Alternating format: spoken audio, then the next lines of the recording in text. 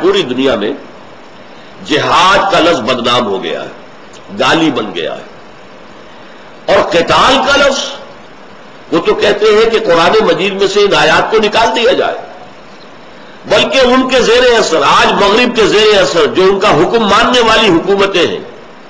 وہ کم سے کم قرآن سے تو نہیں نکال سکتے، لیکن اپنے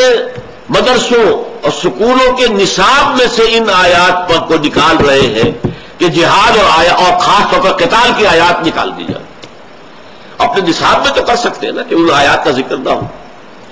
سعودی عرب میں یہ حکم دیا گیا کہ جہاد اور قتال اور خاص طور پر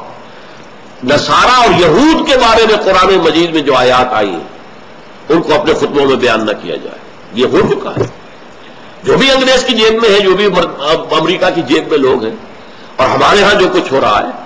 یہ تعلیم کا نیا نظام جو بن رہا ہے، جو یہ امپورٹڈ جو وزیر تعلیم ہے، ایک این جی او سے لی گئی تھی اور وہ آج جو ہے بلوچستان سے جو منتخب ہو کر آئی ہے اور وہ وزیر تعلیم ہے، اصل میں ان کا مقصد کیا ہے جو امریکہ نے ان کے حوالے کیا ہوا ہے کہ پاکستان کے اندر بھی نصاب میں سے، اسلامیات کے نصاب میں سے وہ حصے نکال دیے جائیں جس سے کہ لوگوں کے اندر جہاد اور قتال کی فضیلت اور اس کے لیے جذبہ ابھرتا۔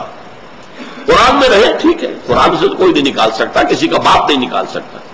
اس لیے کہ قرآن مجید کی حفاظت کا ذمہ اللہ نے لیا ہوا ہے۔ انا نحن نزلنا الذکر وانا لہ لحافظون، ہم ہی ہیں اس ذکر کے نازل کرنے والے اور ہم ہی اس کے محافظ ہیں، اس کے اندر سے نکالا نہیں جا سکتا۔